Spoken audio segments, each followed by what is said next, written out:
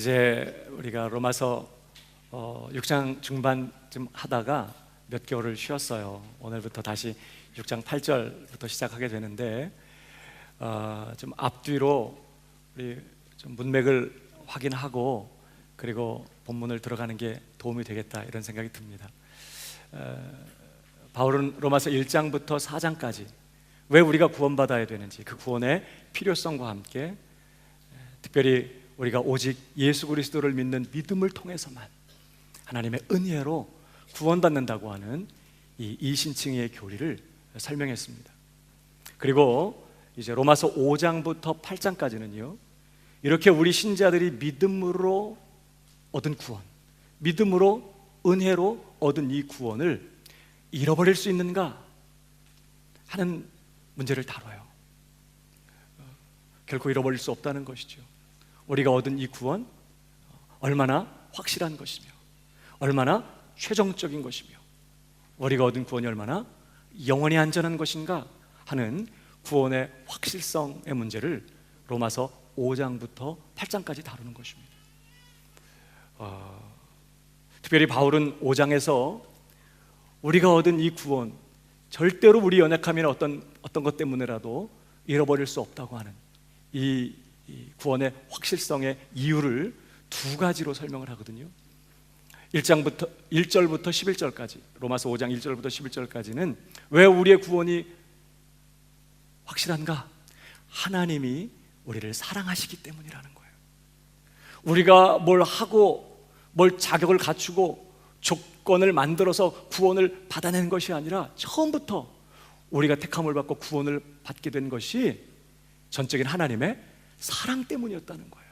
우리가 아직 죄인 되었을 때 그리스도께서 우리를 위하여 죽으심으로 하나님께서 우리에게 대한 자기 사랑을 확증하셨느니라. 이 하나님의 사랑이 영원한 것이며 이 영원한 하나님의 사랑이 변함이 없어요. 그렇기 때문에 우리의 구원도 완성되고야 만다, 잃어버릴 수 없다, 이렇게 말하는 것이죠. 뿐만 아니라 우리의 구원이 확실한 두 번째 이유는요, 우리가 예수 그리스도와 연합되어 있기 때문이라는 거예요. 그것이 이제 로마서 5장 12절부터 21절까지 다루는 내용입니다. 하나님은 우리를 구원하실 때 우리더러 뭘 하고 말고를 통해서 구원한 게 아니라 예수 그리스도, 완전하신 예수 그리스도에게 우리를 연합시키셔서 우리를 구원하셨어요. 이 연합 때문에 우리의 허물과 죄, 연약함, 실수, 실패, 죄인된 신분과 운명이 전부 예수님과 연합된 것 때문에 누구게 됐어요? 이 죄된 신분이, 운명이 다 예수님의 것이 되었어요. 내가 범한 모든 죄, 허물 다 주님의 것이 된 거예요. 동시에 예수 그리스도께서 이루신 그 모든 일과 그분의 복되신 지위와 그의 운명이 내가 예수님과 연합된 것 때문에 누구게 됐어요? 전부가 다 내 것이 되는 것입니다. 그런 방식으로 우리가 구원을 받는 거예요. 그러니까 내가 뭘 해서, 내가 뭘 이루어서 구원을 따내는 게 아니라 모든 걸 다 이루신 예수 그리스도에다가 우리를 연합시키셔서 예수 그리스도의 그 완전한 의가 우리의 것이 되게 하시고 예수님의 그 십자가 공로가 우리의 것이 되게 하심으로 하나님께서는 그렇게 완전하게 우리를 구원하시는 것이죠. 그리고 이 연합은 영원히 깨어지지 않아요. 그래서 이전에 아담 안에서 아담의 범죄로 말미암아 정죄를 받고 영원한 사망과 멸망의 운명에 있었던 내가 이제는 누구 안에서? 예수 그리스도 안에서 예수 그리스도의 그 순종하심 때문에 내가 구원의 은혜를 넘치게 받는 그런 자가 되었다는 거예요. 그래놓고 결론이 뭐였냐면 5장 20절 보십시다. 율법이 가입한 것은 범죄를 더하게 하려 함이라. 그러나 죄가 더한 곳에 은혜가 더욱 넘쳤나니 이는 죄가 사망 안에서 왕노릇한 것 같이 은혜도 또한 의로 말미암아 왕노릇하여 우리 주 예수 그리스도로 말미암아 영생에 이르게 하려 함이니라. 이전에 아담 안에 있을 때 우리가 죄의 지배 아래 있었던 것처럼 이제는 우리가 예수 그리스도 안에서 은혜의 지배 아래 있다는 거예요. 은혜의 왕노릇 아래 있습니다. 여러분, 죄가 얼마나 강한 세력을 가지고 우리를 잡고 있었어요. 누구도 그 세력에서 스스로 벗어날 수 없을 만큼 강력한 세력을 가지고 그 죄가 우리를 영원한 사망으로 끌고 갔거든요. 그런데 이제는 죄의 세력과는 비교도 할 수 없는 어마어마한 세력을 가진 하나님의 은혜가 내 인생을 붙잡고 있는 것이에요. 그 어마어마한 은혜의 권세 아래 내 인생이 붙들려 있는 것입니다. 그 하나님의 은혜는 우리를 영생의 자리로, 마지막 완성의 자리로 끊임없이 몰아갈 것이에요. 그렇기 때문에 예수 그리스도 안에 있는 자는 절대로 그의 어떠함에 상관없이 구원을 잃어버릴 수 없다는 것입니다. 그의 구원은 마침내 완성되고야 만다는 것이에요. 그러니까 믿음으로 의롭다함을 얻은 신자는 사실상 아직 구원의 완성을 미래 관점에서 바라보고 있지만, 지금 구원의 완성을 기다리고 있지만, 그러나 의롭다 하심을 받은 사람은 이미 최종적인 구원을 확보하고 있는 상태인 것이에요. 하나님이 부르신 자들을 의롭다 하시고 의롭다 하신 자들을 또한 영화롭게 하셨거든요. 그러니까 의롭다함을 받은 신자는 이미 최종적인 구원의 완성을 확보하고 있는 이런 존재다라는 사실을 바울은 로마서 5장에서 다루는 것입니다. 그러나 사도는 이 구원의 확실성의 주제를 5장에서 끝마치지 않아요. 어디서 끝마칠 예정이냐면 로마서 8장에서 끝마칠 거예요. 그러므로 이제 그리스도 예수 안에 있는 자는 결코 정죄함이 없다라는 말씀으로 시작해서 내가 확신하노니 사망이나 생명이나 이러면서 하나님의 사랑에서 우리를 끊을 수 없으리라. 그러니까 이 구원의 확실성의 주제를 5장부터 시작해서 8장에서 끝낼 거거든요. 그러니까 사실 5장 21절은 8장 1절과 연결되는 장이에요. 그러면 로마서 6장과 7장은요, 그 중간에 삽입된 장이라고 할 수 있어요. 바울이 로마서 5장에서 이 구원의 확실성을 논증하면서 그가 엄청난 진술을 했습니다. 뭐냐면 20절 다시 보시면 한번 읽어볼까요? 시작. 범죄를 더하게 하려 함이라. 그러나 죄가 더한 곳에 은혜가 더욱 넘쳤나니. 여러분, 율법으로 말미암아 우리는 비로소 우리가 하나님 앞에 심각한 죄인이라는 사실을 깨닫게 됐어요. 율법이 오기 전에는 남들도 다 그러고 있었고, 그래서 죄인인지도 알지 못했었는데, 죄인 줄도 알지 못했는데, 율법이 오고 나자 우리가 하나님 앞에 큰 죄인이라는 사실을 깨닫게 된 것입니다. 뿐만 아니라 그 죄가 얼마나 심각하며 그 비참함이 얼마나 큰 것인지를 우리는 율법 앞에서 확인받게 됐어요.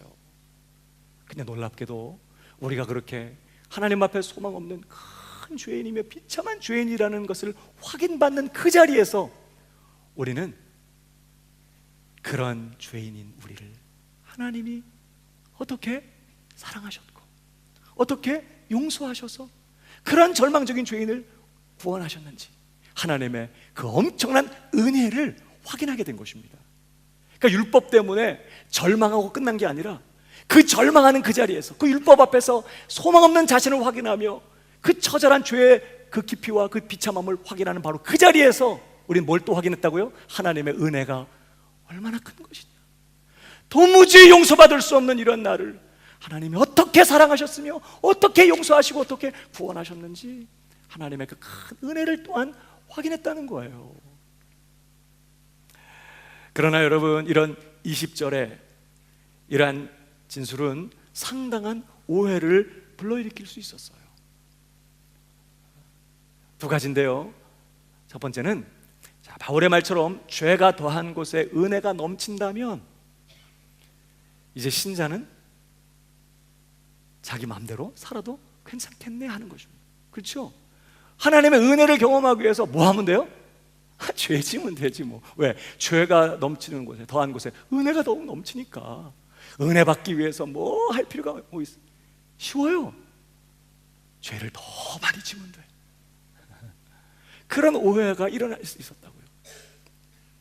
은혜를 더하게 하기 위하여 계속해서 죄 가운데 거하라는 말이냐 그러면 이러한 오해가 일어날 수 있었어요.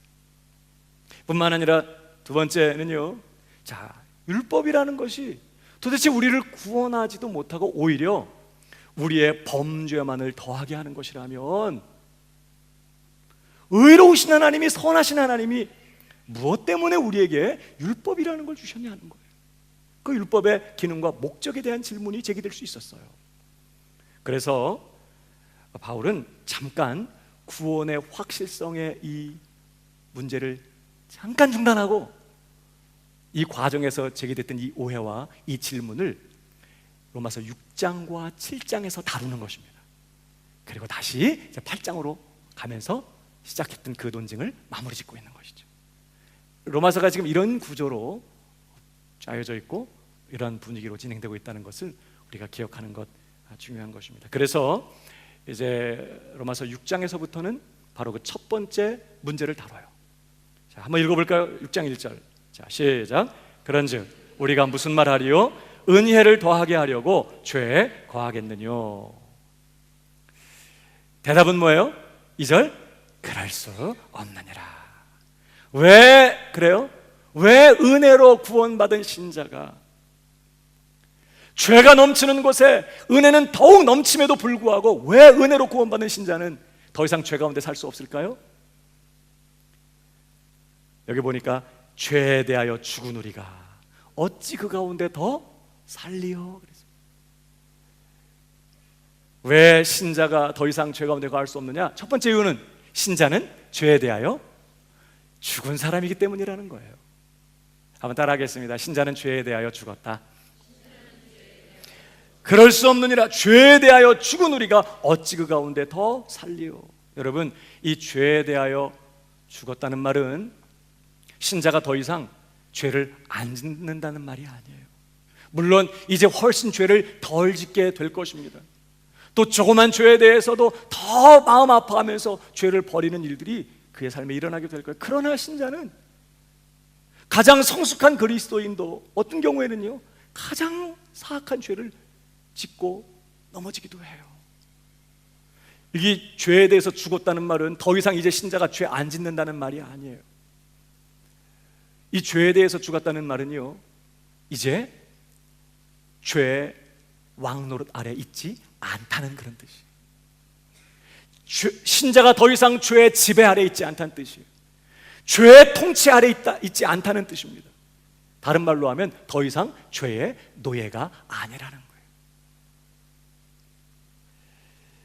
그러니까 이 죄에 대해서 죽었다. 그래서 우리가 더 이상 죄의 노예가 아니다, 이런 뜻은 첫 번째로 뭐예요? 이제 더 이상 죄가 우리의 주인이 아니니까 죄가 끄는 대로 따라가면서 죄 짓고 살 필요가 없어졌어요. 이전에는 야, 송 이리 와, 이거 해. 죄가 우리를 사로잡고 우리에게 죄를 요구할 때 꼼짝도 못하고 죄를 지을 수밖에 없었다고. 그러나 이제는 우리는 죄에 대해서 죽었어요. 이제 더 이상 죄의 종이 아니에요. 그 신분에서 완전히 벗어났어. 그러니까 야, 송 이리 와, 이거 해. 그럼 이제 뭐 할 수 있어요? 내가 왜 그걸 해야 됩니까? 이렇게 한 거하고 거부할 수 있게 됐다 이 말이에요. 죄가 이끄는 대로 죄를 쫓아 살 필요가 이제 없어졌어요. 동시에 우리가 죄의 지배하에서 죄의 왕노릇에서 벗어났다고 하는 이 말씀의 의미는요, 또 한 가지, 이제 신자는 무슨 죄를 짓더라도 그 죄 때문에 사망에 이르게 되거나 형벌을 받게 되거나 영원한 멸망으로 떨어지는 일은 더 이상 없게 됐다, 이런 뜻이에요. 죄의 지배에서 벗어났다는 말은, 여러분, 우리가 죄를 짓게 되면 우리의 왕노릇하던 죄는요, 우리에게 청구서를 보냈어. 벌금을 내라는 거예요. 죄값이 뭐였죠? 사망. 그러니까 꼼짝없이 이 법 아래에 있었기 때문에 우리가 죄를 짓게 될 때 죄는 우리를 사망으로 끌고 가는 것이에요. 누구도 여기에서 벗어날 수 없어요. 그런데 이제는 신자가요, 그 죄의 권세에서 벗어났기 때문에, 이제 더 이상 죄의 지배력이 깨어졌기 때문에 내게 죄가 권리를 요구할 수 없게 돼버린 거예요. 신자는 무슨 죄를 짓더라도 그 죄가 우리를 사망이나 멸망의 자리로 끌어가지를 못하게 됐다, 이런 뜻이에요. 죄에 대해서 죽었다는 말은. 놀랍지 않습니까? 여러분, 이전에 아담 안에 있을 때는요, 아무리 깨끗하게 의롭게 윤리적으로 살면서 아주 조금만 죄를 졌어도 그냥 멸망이에요. 그냥 사망이야.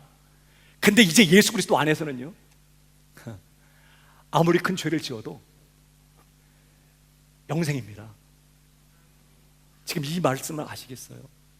죄의 지배에서 벗어났다는 말은, 죄의 왕노릇 아래서 완전히 벗어나서 죄에 대해서 죽었다는 말은, 더 이상 죄가 권리를 가지고 나의 인생을 붙잡고 그 죄 때문에 사망으로, 멸망으로 나를 끌어가는 일은 이제 없게 됐다, 이 말. 영원히. 그런 뜻이에요. 이게 어떻게 해서 가능하게 됐다고요? 이 일이? 우리가 누구랑 연합하게 되었어요? 예수 그리스도와 연합했어요. 특별히 십자가에 못 박혀 죽임당하신 예수 그리스도와 연합됨으로 말미암아 예수 그리스도께서 저주받고 형벌받고 죄값을 치르신 것이 고스란히 내가 치른 게 된 거거든요. 그의 죽으심이 나의 죽으심이 됐기 때문에. 그래서 우리는 합법적으로 죄값을 치르고 몸값을 지불하고, 마치 노예가 원래 주인에서 벗어난 것처럼 우리는 완전하게 죄값을 전액 일시불로 완부를 하고, 그리고 그 죄의 권세에서 벗어나게 됐다, 이 말이에요. 예수 그리스도 때문에. 그 얘기가 3절인 거예요. 한번 읽어볼까요? 시작. 그리스도 예수와 합하여 세례를 받은 우리는 그의 죽으심과 합하여 세례받은 것을 알지 못하느냐. 예수 그리스도께서 단번에 십자가에서 죽임당하심으로 우리 모든 죄값을 다 치러주셨기 때문에 이제 예수 그리스도와 연합된 자는 그의 십자가의 죽으심에도 연합되었고, 그래서 신자는 내가 그리스도와 함께 십자가에 못 박혔다고 고백할 수 있게 되었고, 이제 합법적으로 죄값은 다 치러졌고 우리는 죄의 권세에서 영원히 벗어났어. 영원히 자유케 된 것이에요. 그래서 더 이상 죄가 내게 어떤 권리도 행할 수 없게 돼버렸어요. 무슨 죄를 지어도, 이론적으로 그래, 물론 그렇게는 못해요. 그러나 이론적으로 무슨 짓을 하고 무슨 죄를 지어도 지옥에 가는 일은 이제 없어요. 그는 이미 영생이에요. 이게 신자의 위치인 것입니다. 죄에 대하여 죽었다는 말이 바로 그 얘기를 하는 거예요. 그러니까 여러분, 우리가 두 가지를 기억해야겠죠? 한 가지는 이제 더 이상 죄가 내 주인이 아니기 때문에, 내가 그의 노예가 아니고 종이 아니기 때문에 죄가 이끄는 대로, 죄가 시키는 대로 쫓아서 죄 지을 필요가 없어요. 이제 사실 우리가 죄를 짓는 것은 죄의 노예로서 죄를 짓는 게 아니라 하나님의 자녀로서 죄를 짓는 거예요.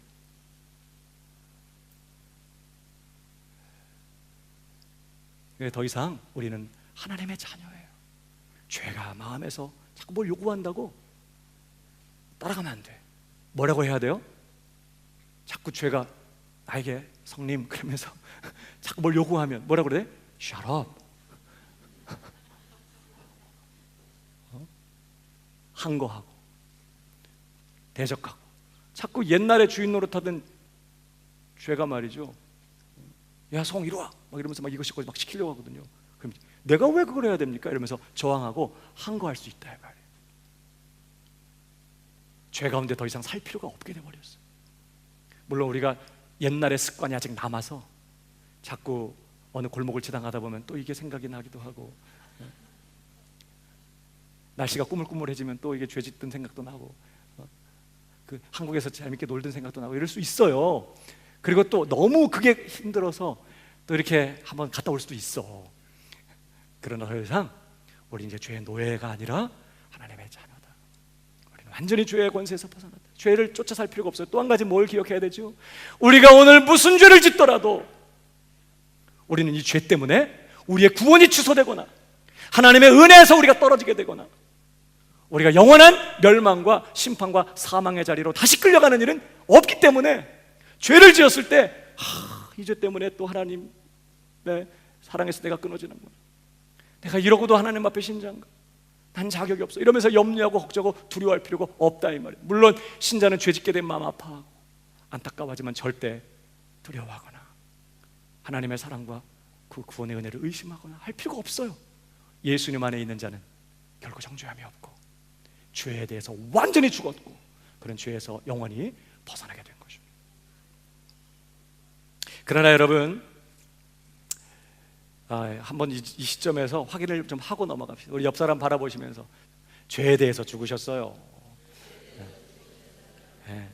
자, 믿으시기 바랍니다.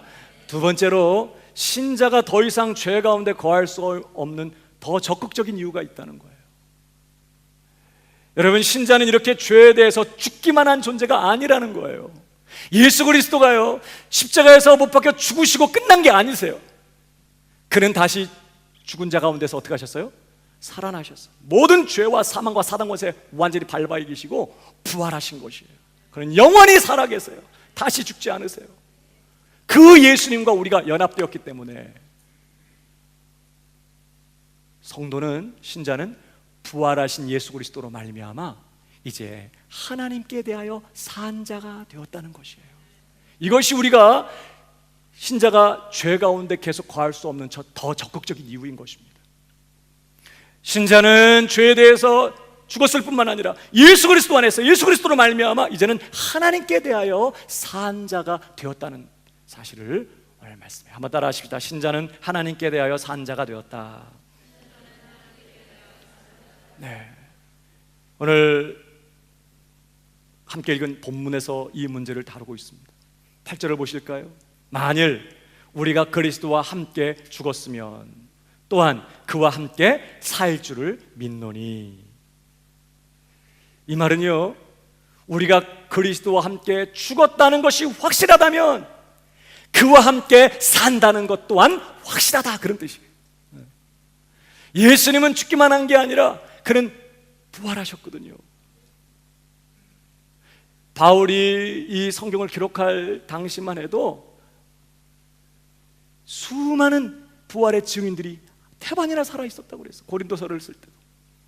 그러니까 예수님의 역사적인 이 부활은 너무나 분명한 사실이었거든요. 우리가 그리스도와 함께 죽은 것이 확실하다면 우리가 그리스도와 함께 산 것 또한 확실한 것이다. 이렇게 지금 하면서 구절을 보십시오. 이는 왜냐하면 그리스도께서 죽은 자 가운데서 사셨음에 다시 죽지 아니하시고 사망이 다시 그를 주장하지 못할 줄을 알미로라.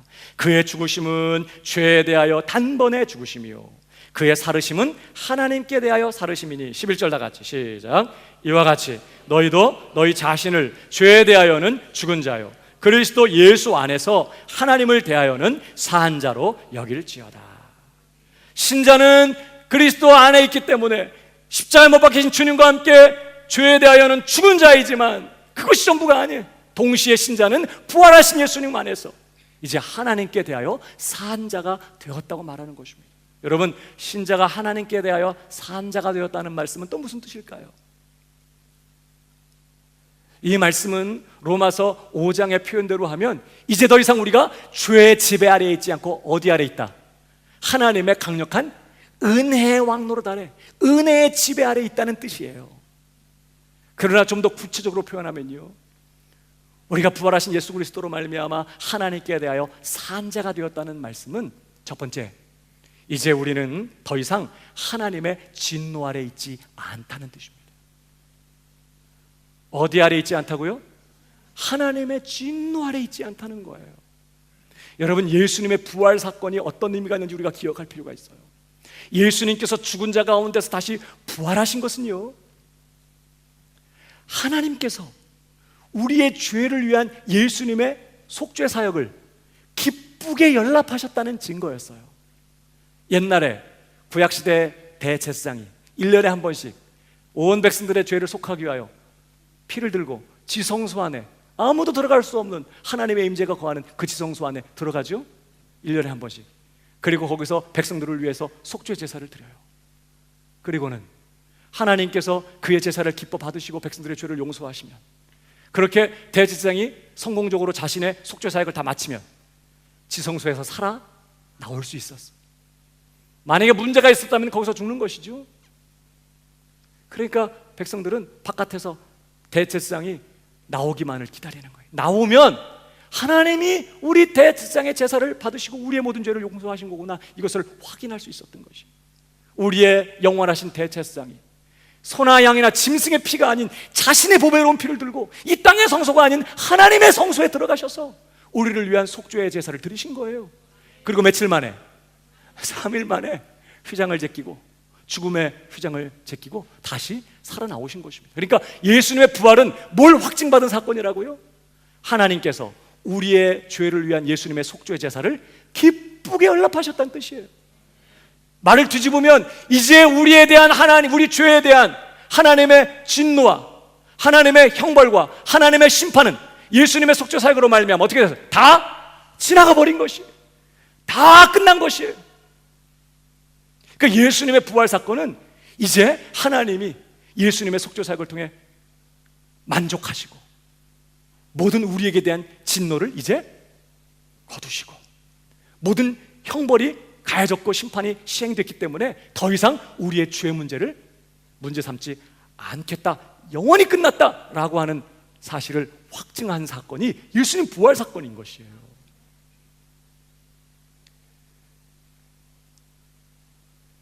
이제 그러므로 부활하신 예수 그리스도와 연합된 신자에게는요, 더 이상 하나님의 진노 아래 있지 않게 되는 것이에요. 오늘 내가 죄 가운데 있어도 하나님은 그 죄 때문에 진노하시는 일은 영원히 없어져 버리게 됐어요. 누가 그 진노를 대신 받으셨다고요? 내가 오늘 이 짓고 있는 이 죄 때문에 이미 2000년 전에 예수님이 하나님의 진노와 무서운 형벌, 심판을 그분이 다 받아버렸기 때문에 이제 더 이상 하나님은 내게 대해서 진노하시지 않아요. 이제 하나님과 우리는 화목한 자가 되었고, 하나님은 친밀한 사랑, 그 뜨거운 사랑으로 우리를 그의 품에 안으실 수 있게 된 것이에요. 하나님이 우리를 사랑하셔도 하나님이 우리 죄 짓고 있고 오늘도 이렇게 연약하고 실수하고 죄 짓는 우리를 하나님이 당신의 품에 끌어안으실 수 없었어요. 왜? 마귀가 가만히 있잖아요. 막 와서 참소하는 것이, 하나님 당신이 의로운 분 아닙니까? 공의로우신 하나님이 어떻게 타락한 죄인을 용서하시며 당신의 품에 안으실 수 있단 말입니까? 안 됩니다, 벌하시지요, 막 이렇게 하면 하나님께서 할 말이 없으신 것이에요. 그 말이 틀린 말이 아니기 때문에. 그래서 하나님께서 아들 예수 그리스도를 통해서 이 죄값을 다 지불하시고 죄에 대한 모든 진노도 다 쏟아버리시고 이제 비로소 우리를 합법적으로 우리를 그분의 품에 안으시고 우리를 무궁한 사랑으로 우리를 대접하실 수 있게 되었다는 것이에요. 더 이상 그러므로 하나님께 대하여 산 자가 되었다 이런 말은 이제 하나님이 우리에게 대한 진노를 거두시고 우리를 무궁한 사랑으로 대하신다, 그런 뜻인 것입니다. 여러분, 요한복음 17장 23절을 보실까요? 곧 내가 저희 안에, 아버지께서 내 안에 계셔 저희로 온전함을 이루어 하나가 되게 하려 함은, 자, 제자들을 위해서, 더 나아가서 제자들을 통해 예수 믿고 구원받게 될 모든 택한 백성들을 위해서 지금 예수님이 기도하시면서 저희로 온전함을 이루어 하나가 되게 하려 함은, 자, 아버지께서 나를 보내신 것과 또 나를 사랑하심 같이 저희도 사랑하신 것을 세상으로 알게 하려 함이로소이다. 아버지께서 뭐 하셨다고요? 나를 사랑하심 같이 저희도 사랑하신다는 것을 세상이 알게 하려 하는 것입니다. 예수님은 그분의 교회를 통하여서 온 세상 가운데 뭘 드러내려고 하신다고요? 하나님께서 나를 사랑하신 것 같이 저들도 사랑하신다는 것을 온 세상에 드러내게 하기 위함이라는 거예요. 그러니까 뭔 얘기예요? 하나님께서는 우리를 마치 그의 독생자를 사랑하시듯이, 하나밖에 없는 외아들을 아끼시고 귀히 여기시고 사랑하시듯이 저와 여러분을 사랑하신다는 뜻이에요. 우리는 이렇게 허물지고 우리는 이렇게 자격이 없고 오늘도 실수하고 오늘도 넘어질 수밖에 없지만 하나님은 무궁한 사랑으로 마치 독생자를 사랑하듯이 우리를 그렇게 사랑하신다는 것입니다. 이게 하나님께 대하여 산 자가 되었다는 뜻이에요. 부활하신 예수님으로 말미암아. 여러분, 로마서 5장 1절 그래서 이렇게 말합니다. 그러므로 우리가 믿음으로 의롭다 하심을 얻었은즉 우리 주 예수 그리스도로 말미암아 하나님으로 더불어 뭐 하자고요? 화평을 누리자. 이제 의롭다함을 받았으니 이제 모든 죄의 권세에서 완전히 해방을 받고 영원히 자유케 되었고 무슨 죄를 짓더라도 지옥에 끌려가는 일은 없게 되었으니 이제 마음대로 가서 편안하게 마음 편하게 죄 짓고 살아라가 아니라 이제 의롭다함 받았으니 어떻게 하라고요? 하나님께 나아가서 하나님으로 더불어 뭐 하라고요? 화평을. 우리를 독생자처럼 사랑하시는 하나님의 기쁨이 뭘까요? 우리를 그토록 사랑하시는 하나님의 유일한 위로, 유일한 만족, 유일한 기쁨이 뭘까? 뭐겠어요? 나의 사랑 나의 어여쁜 자야, 일어나 나와 함께 가자. 연애 해보셨잖아요. 이해 못하는 눈치세요? 연애 해봤잖아요. 사랑에 빠졌을 때 가장 큰 기쁨은 뭐예요? 그이와 함께 있는 거였어. 물론 지금은 끔찍하지만 그때는 그랬어. 시간 가는 줄 몰랐고 마음을 나누며 교제하는 것이 그렇게 행복했고 그런 시간이 그렇게 기다려졌고 시간이 가는 줄 모르고 그런 시간 가운데 살았어요. 물론 지금도 그렇게 살게 되기를 축복합니다. 아멘. 왜 적으신 거예요? 여러분, 우리를 독생자처럼 그 품에 우리를 품으시고 우리와 정말 우리를 그렇게 사랑하시는 그 하나님의 가장 큰 기쁨이 뭘까요? 우리와 함께 있는 거예요. 우리와 함께 시간을 보내는 거예요. 우리와 교제하는 거예요. 우리의 음성을 듣고 우리 얼굴을 보게 되는 것이 하나님의 기쁨이에요. 그러니까 오늘 의롭다함을 받은 신자들아 뭐 하라고요? 이제 하나님과 더불어 화평을 누리라는 거예요. 하나님 앞에 나아가라는 것이에요. 그분과 함께 교제하며 그분과 함께 화목하고 그분과 함께 친밀하게 하나님을 기뻐하고 하나님을 즐거워하면서 그렇게 사는 자가 되라는 거예요. 왜? 그것이 하나님의 마음이기 때문에. 더 이상 하나님 우리를 진노로 대하지 않아요. 여러분, 히브리서 4장 16절은 뭐라고 말합니까? 그러므로 우리가 긍휼하심을 받고 때를 따라 돕는 은혜를 얻기 위하여 은혜의 보좌 앞에 담대히 나아갈 것이니라. 우리에게 긍휼하심이 필요할 때가 언제라고요? 우리가 죄졌을 때, 그렇죠? 넘어졌을 때, 실수할 때, 연약할 때 하나님의 긍휼하심이 필요해. 그럴 때 주저하지 말고 은혜 보좌 앞에 나아가라는 거예요. 또 하나님의 도우시는 은혜가 필요할 때 주저하지 말고 삐죽삐죽 미안하게 어제 준 은혜 까먹고 와서 오늘 또 어떻게 또 얘기해야 되나 이렇게 하면서 막 안절부절을 못하고 그렇게 나가는 게 아니라 어떻게 해요? 담대히 오늘 아버지 내겐 하나님의 긍휼하심 필요해요. 아버지 내겐 하나님의 도우시는 은혜가 필요해요. 담대하게 은혜 보좌 앞으로 나가는 이 길이 저와 여러분에게 예수 그리스도 안에 있는 자에게 활짝 열리게 된 줄 믿으시기 바랍니다. 부활하신 예수님 안에서 우리는 이제 하나님께 대하여 산 자가 되었다는 뜻은 이제 더 이상 하나님이 우리를 진노하시면서 무섭게 그렇게 대하시는 게 아니라 이제 가장 사랑하는 자녀로 우리를 대하시고 귀히 여기시고 아끼시고 사랑하신다 하는 것을 의미하는 것이죠. 저와 여러분 우리 자신을 그렇게 여기시기를 축복합니다. 옆 사람에게 얘기해 주세요. 내가 그런 사람이요.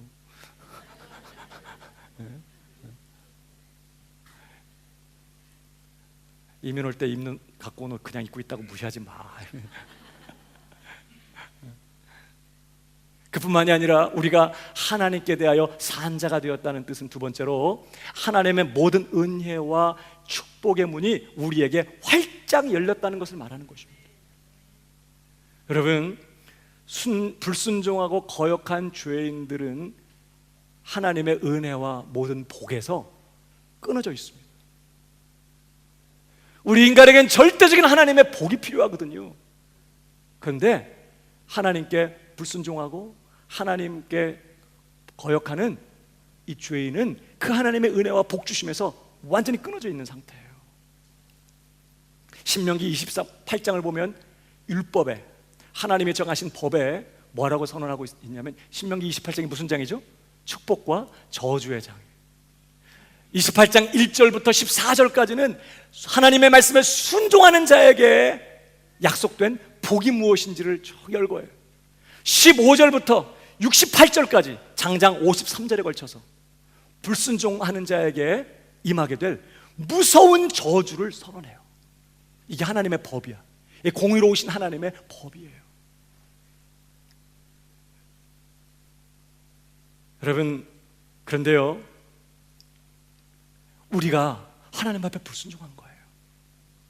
그러니까 신명기 28장 1절부터 14절은 우리랑 상관없고 15절부터 68절까지의 그 말씀이 우리의 말씀이야. 한번 읽어보세요. 읽다가 갑자기 막 못 읽겠어.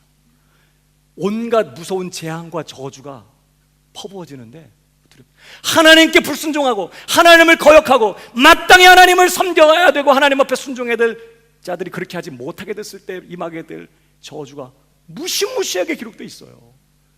그게 내 말씀이었다니까. 그런데 우리가 예수 그리스도와 연합되면서 우리의 모든 죄와 허물과 모든 연약함, 모든 불순종, 반역이 다 누구 거가 된 거예요? 예수님 거가 된 거예요.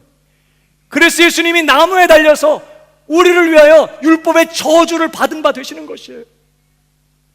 나 대신 내 불순종 때문에 내가 받아야 될 그 무시무시한 저주를 십자가에서 다 받으신 것이에요. 사람들이 조롱했잖아요. 네가 하나님의 아들이라며. 근데 왜 나무에 달려있냐고. 내려오라고. 왜? 나무에 달린 자마다 하나님의 저주를 받은 것이라. 그런데 하나님의 아들이라면 나무에 달려있으면 안 된다는 거예요. 내려오라. 그럼 믿겠다는 거예요. 그런데 예수님 못 내려오고 한 방울도 남김없이 하나님의 진노와 하나님의 그 율법의 저주를 남김없이 다 받으셨어요. 누구 대신? 내 대신.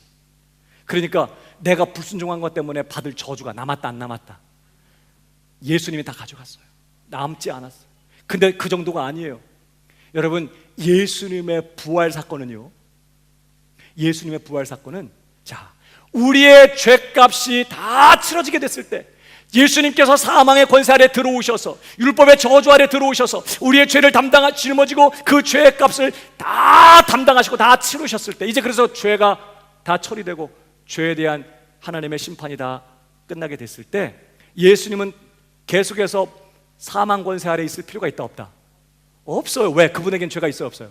없어요. 예수님은 무죄한 정도가 아니라 죽기까지 하나님 앞에 완전하게 순종하신 완전한 의인이세요. 그러니까 우리의 죄값이 다 치러진 후에는 예수님이 더 이상 사망 권세 아래 매여 계시면 안 돼. 만약 계속 그렇게 방치된다면 하나님은 불의한 분이야. 왜? 의인이 지금 거기에 있는 거니까. 그러니까 예수님의 부활 사건은요, 예수님이 완전한 의인이시며 그가 하나님 앞에 죽기까지 순종한 100% 완전한 의인이시라는 사실, 눈꼽만큼도 그에게는 죄가 없으시고 불순종이 없으신 완전하게 순종하신 의인이라는 사실을 공공연하게 하나님이 선포하신 사건이 예수님 부활 사건이에요. 사람들은 예수님을 신성 모독 죄인이라고, 사기꾼이라고, 우리를 기만하고 속이는, 하나님을 모독하는 더럽고 추악한 죄인이라고, 하나님의 저주마다 마땅하다고 나무에 못 박았지만 하나님이 그를 다시 살리셨다는 것이에요. 그는 의인이었고 하나님 앞에 완전한 순종을 바쳤던 완전한 의인이라는 사실을 부활로서 입증해 주신 거거든요. 그러니까 여러분, 예수님과 신명기 28장에서 완전하게 순종한 의인들에게 약속된 그 복을 남김없이 받아 누리기에 합당한 분은 딱 한 분밖에 없었어. 누구? 예수님밖에 없었어요. 완전하게 순종하신 예수님만 그 복을 다 받아 누릴 자격을 가지셨었는데, 우리가 예수님과 연합되어 버린 바람에 우리의 저주는 다 지나가 버리고 예수님의 완전한 순종과 의가 내 것이 됐으니까 신명기 28장 1절로부터 14절까지 있는 이 완전한 축복이 누구가 될까요? 내 것이 되는 것입니다. 이는 이방인들이 복음으로 말미암아 예수 그리스도 안에서 함께 후사가 되고 함께 지체가 되고 함께 약속에 참여한 자가 됨이라. 완전한 순종하는 자에게 약속된 이 모든 복이 예수님 안에 있는 것 때문에 공짜로 내 것이 된 거예요. 읽어볼까요? 신명기 18장 1절. 네가 네 하나님 여호와의 말씀을 삼가 듣고 내가 오늘날 네게 명하는 그 모든 명령을 지켜 행하면 네 하나님 여호와께서 너를 세계 모든 민족 위에 뛰어나게 하실 것이라. 네가 네 하나님 여호와의 말씀을 순종하면 이 모든 복이 네게 임하며 네게 미치리니 성읍에서도 복을 받고 들에서도 복을 받을 것이며, 계속 아멘하면 좋은데 네.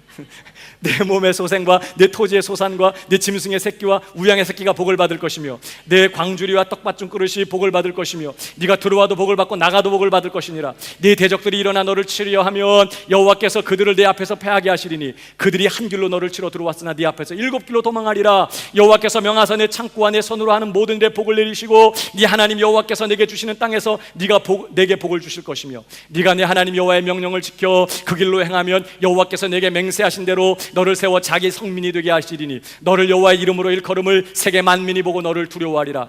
여호와께서 내게 주리라고 내 열족에 맹세하신 땅에서 내게 복을 주사 내 몸의 소생과 육축의 새끼와 토지의 소산으로 많게 하시며 숨쉬고 다시 12절 여호와께서 너를 위하여 하늘의 아름다운 보고를 열으사 네 땅에 때를 따라 비를 내리시고 네 손으로 하는 모든 일에 복을 주시리니 네가 많은 민족에게 구워줄지라도 너는 꾸지 아니할 것이요 여호와께서 너로 머리가 되고 꼬리가 되지 않게 하시며 위에만 있고 아래에 있지 않게 하시리니 오직 너는 내가 오늘날 내게 명하는 내 하나님 여호와의 명령을 듣고 지켜 행하며 내가 오늘날 너에게 명하는 그 말씀을 떠나 좌로나 우로나 치우치지 아니하고 다른 신을 따라 섬기지 아니하면 이와 같으리라. 여러분, 이 모든 복이 예수 그리스도 안에서 공짜로 내 것 되었다는 걸 믿으시기 바랍니다. 놀랍습니다. 심지어 바울은요 에베소서 1장 3절에서 뭐라고 선언합니까? 찬송하리로다 하나님 곧 우리 주 예수 그리스도의 아버지께서 그리스도 안에서 하늘에 속한 모든 신령한 복으로 우리에게 복 주시되. 하늘에 속한 모든 신령한 복, 예수 그리스도 안에서 남김없이 하나님이 우리의 것으로 삼아주셨다는 거예요.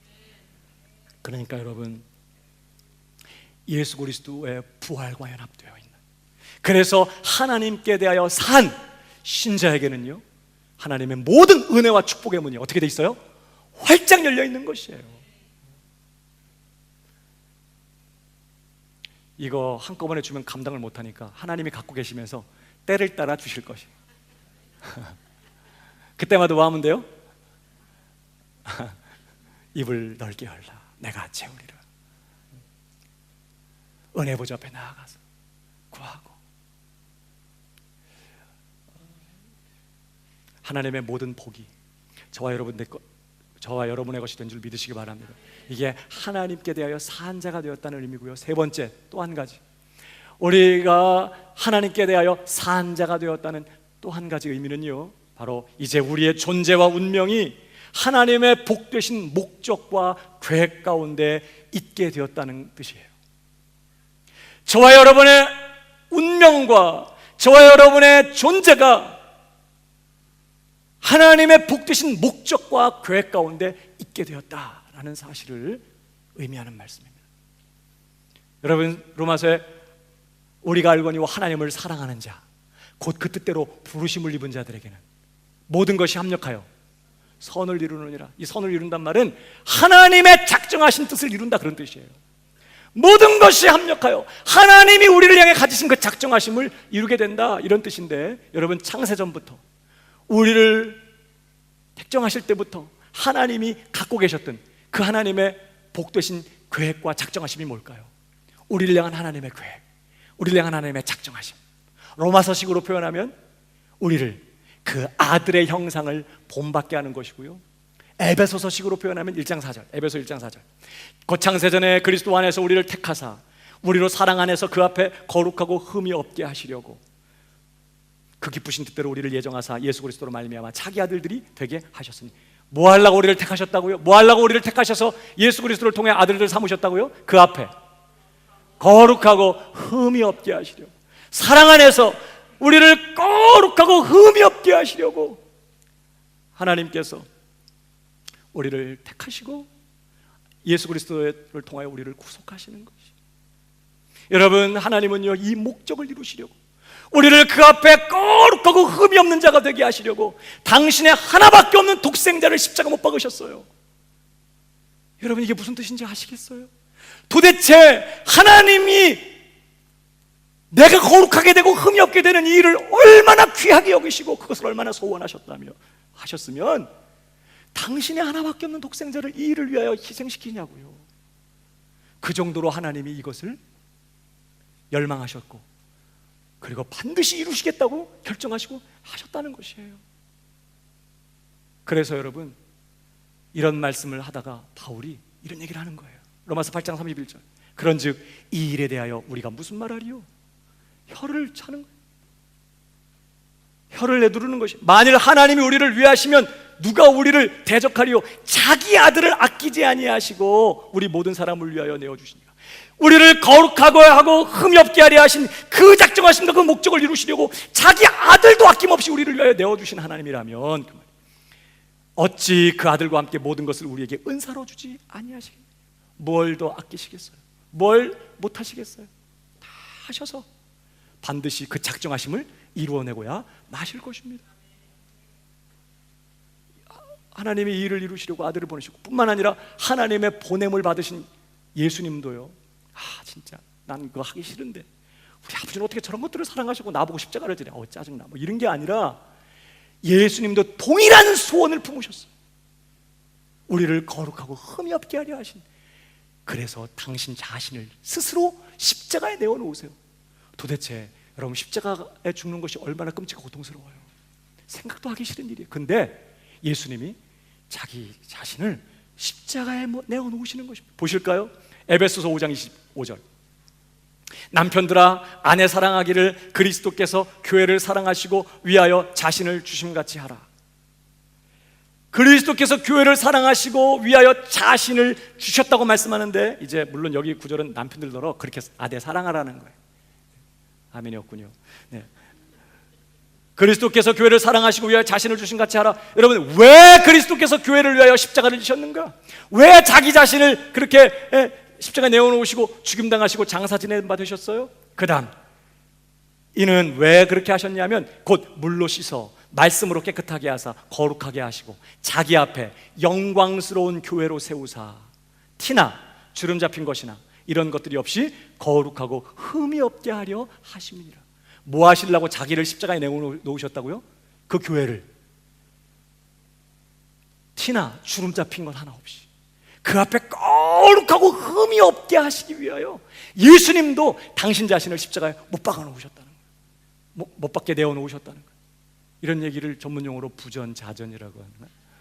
하나님의 목적도 우리가 거룩해지는 것이, 당신의 하나밖에 없는 아들을 보내세요. 독생자 그 예수 그리스도도요, 우리를 거룩하고 흠이 없게 하시려고 하나밖에 없는 자신의 생명을 십자가에 내어놓으시고 그 끔찍한 십자가 고통을 감내하시는 것이에요.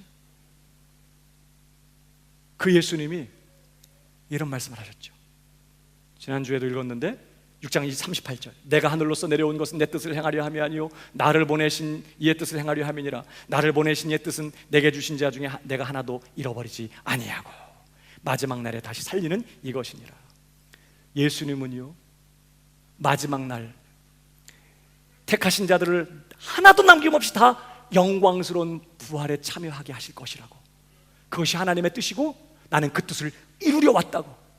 그리고 십자가에서 죽으시면서도 하나님의 뜻을 다 이루었다고 선포하셨을 뿐만 아니라 예수님은 마지막까지 하나님의 뜻을 다 이루어내고야 마실 것이에요. 하나도 잃어버리지 않고 영화로운 부활로 우리를 완성시켜내고야 마실 것입니다.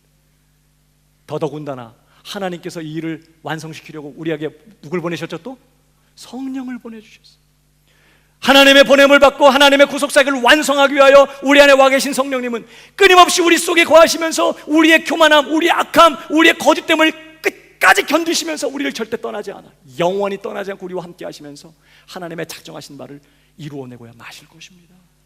그래서 로마서 8장에 뭐라고 얘기해요? 11절. 예수를 죽은 자 가운데서 살리신 이의 영이 너희 안에 거하시면. 여러분, 성령이 예수님을 죽은 자 가운데서 일으키셨는데 하나님께서 그 성령을 통해서 그 일을 하셨는데 바로 그 영이 누구 안에도 와 있다고요? 지금 우리 안에, 너희 안에 거하시면 그리스도 예수를 죽은 자 가운데 살리신 이가 너희 안에 거하시는 그의 영으로 말미암아 너희 죽을 몸도 어떻게 할 거라고요? 살리실 것이죠. 그러니까 하나님께서 성령의 권능으로 그 큰 능력으로 우리를 영화로운 자리까지 끌어가고야 마실 것이라고 말씀. 그러니까 바울이 뭐라고 그래요? 빌립보서 1장 6절에 너희 속에 착한 일을 시작하신 이가 그리스도 예수의 날까지 이루실 줄 우리가 확신하노라. 시작하신 그분이 마지막까지 이루어내실 거라는 거예요. 우리의 확신은 그거예요. 우리를 거룩하게 하려고, 흠이 없게 하려고 작정하신 그 하나님이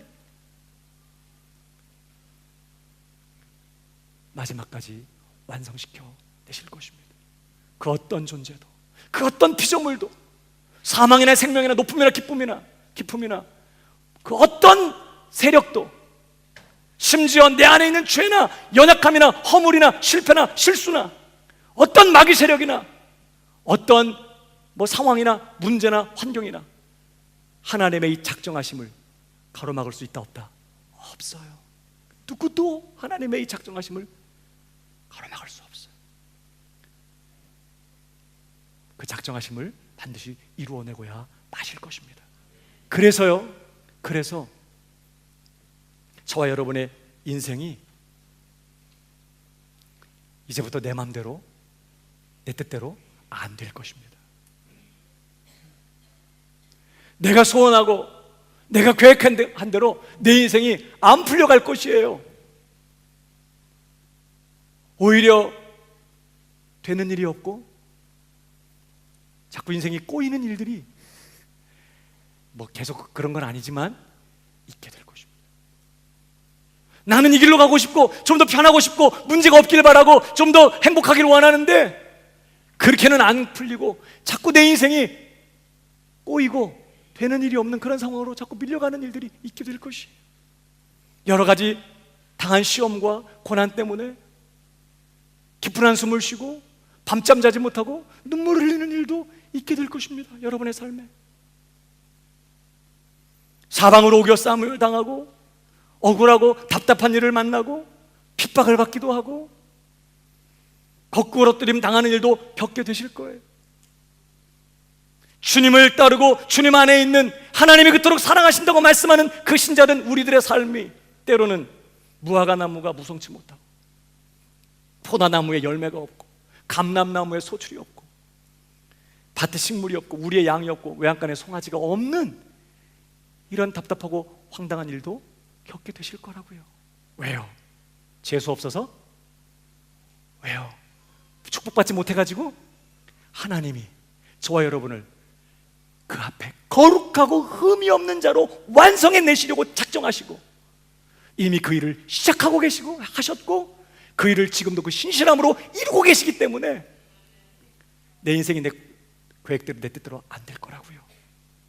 그는 우리의 인격과 성품 안에서 하나님 그분의 형상이 보일 때까지 우리의 모나고 강팍하고 완고하고 교만한 우리의 인격과 성품 속에서 그 아들 예수 그리스도의 형상이 비춰질 때까지 끊임없이 그게 무궁한 지혜와 능력과 선하심과 사랑과 그 신실하심과 그 열심을 다 동원하셔서 이 모든 것들이 합력하여 그 뜻을 이루도록 끊임없이 간섭하시고 역사하실 거라고요. 여러분, 우리는 영원히 죄의 권세에서 벗어났어요. 죄에 대해서 죽었어요. 그래서 오늘 무슨 짓을 하고 무슨 죄를 짓더라도 영원히 지옥에 떨어지는 일은 이제 다시 없게 돼버렸어요. 그러나 하나님은 절대로 우리가 죄 짓고 살도록 내버려 두지 않을 것입니다. 남들은 1,000불을 가지고 사기를 쳐서 5만 불도 벌더만 나는 1,000불을 가지고 사기를 쳤더니 10만 불 손해보는 일을 겪는 것이에요. 아주 죄라면 치가 떨리고 아주 그냥 그쪽을 향해서는 화장실도 가고 싶지 않은 그러한 우리 속에 있는 완고함, 그 교만, 그 강팍함, 그 이기적인 마음, 죄를 기뻐하고 사랑하는 그 본성을 철저하게 뽑아내시고 깎아내실 것이라고요. 언제까지? 하나님 그가 작정하신 그 자리에 이를 때까지 하나님은 쉬지 않고 그분의 선하심과 열심으로 그 일을 이뤄가실 거라고요. 여러분, 내 인생이 내 맘대로 안 되는 거, 나를 부르신 하나님의 뜻대로 되는 것을 전문용어로 뭐라고 그러죠? 내 인생이 내 맘대로 안 돼, 내 뜻대로 안 돼, 하나님의 뜻대로 돼. 그걸 전문용어로요. 그걸 형통이라고 하는 거예요. 요셉이 애굽 사람 보디발의 집에 있을 때 그가 형통한 자가 되었다고 그랬어요. 여러분 생각해봐요. 하루아침에 사랑받고 채색 옷을 입던 야곱의 아들이 하루아침에 노예가 됐어요. 짐승 같은 노예가 됐다고요. 이것만큼 얼마나 비참하고 재수 없는 일이 어디 있어요. 근데 성경은 이 일이 지금 뭘 작정? 하나님께서 그 요셉을 통해 애굽을 복주시고 이스라엘 자손들을 다 살리시기 위해서 하나님의 귀한 목적을 가지고 이 일들을 허락하신 거거든요. 그래서 지금 재수 없는 상황 가운데 되는 일이 없고 일이 꼬이고 있는데 그는 형통했다, 이렇게 말해요. 내 마음대로 내 인생이 풀리지 않고 내 뜻대로 내 인생이 가지 않고 하나님 뜻대로 되는 것을 전문용어로 또 뭐라고 그럴까요? 그걸 복이라고 한다니까요. 하나님께 대하여 산 자가 되었다는 것이 그런 걸 말하는 거예요. 하나님의 모든 은혜와 복의 문이 활짝 열려있기 때문에 그 복 다 내 것이지만, 그런데도 불구하고 오늘 눈물을 흘리는 일이 있고 오늘 고통이 있고 답답함이 있고 억울함이 있고 아픔이 있는 이유는 하나님의 복 주신 목적과 그 계획하심 속에 내 인생이 붙들려 있기 때문에 신자는 이것을 기억하고 확인하고 사는 사람인 것이죠. 사랑하는 여러분, 오늘 우리가 이제 말씀을 마치면서 이 본문을 통해 두 가지 사실을, 나 자신에 대한 두 가지 진리를 확신하고 있어야 돼요. 첫 번째, 나는 죄에 대하여 죽었다 하는 것이, 예수 그리스도와 연합되어 있기 때문에, 난 주님 안에 있기 때문에, 그래서 나는 죄에 대해서 죽었다. 이제 더 이상 죄가 나의 주인 노릇하지 못하고 나는 더 이상 죄의 왕 노릇 안에, 지배 아래, 그 통치 아래 있지 않아요. 나는 그 지배 아래서 영원히 벗어났어.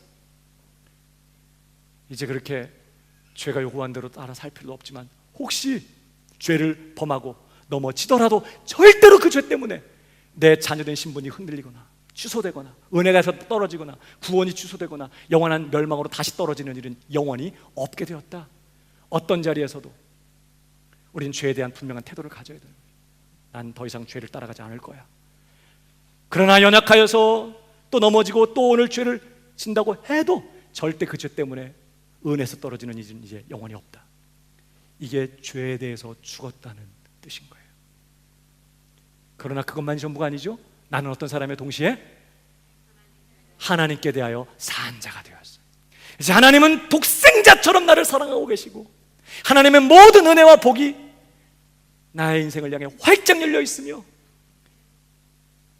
거기까지만 하고 끝났어야 되는데, 세 번째, 하나님의 복되신 목적과 그 작정하심 속에 이제 내 인생이 붙들려서 어마어마한 능력으로 그 자리까지 밀려가고 있는 인생이 되었다는 사실을 기억하면서 이 사실 때문에 기쁨과 감사와 소망을 가지고 우리 신자된 남은 생애를 힘있게 달려가는 저와 여러분 다 되실 수 있기를 주님의 이름으로 축복합니다.